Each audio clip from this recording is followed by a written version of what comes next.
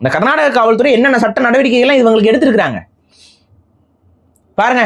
ஒரு தமிழரை, ஒரு இந்தியரை, ஒரு ஓட்டுநரை இவ்வாறு மானபங்கப்படுத்தி அடித்திருக்கிறார்கள், ஆகவே இவர்கள் மீது வழக்கு பதிவு செய்யப்பட்டிருக்குன்னு ஒரு எஃப்ஐஆர் காட்டுறா. நீ ஒரு எஃப்ஐஆர் காட்டு. நீ அந்த டைம்ல எத்தனை வீடியோஸ் வந்துச்சு? ஏன் ஒரு எஃப்ஐஆரும் ஆகல?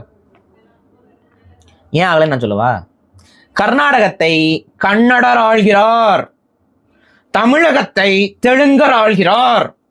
இந்த கேள்வியை கேட்க துப்பு இல்லாத எவனும் தமிழ் தேசியவாதியா சொல்லிக்கிறதுக்கு தகுதி இல்லாதவன் இதை மண்டையில ஏத்து.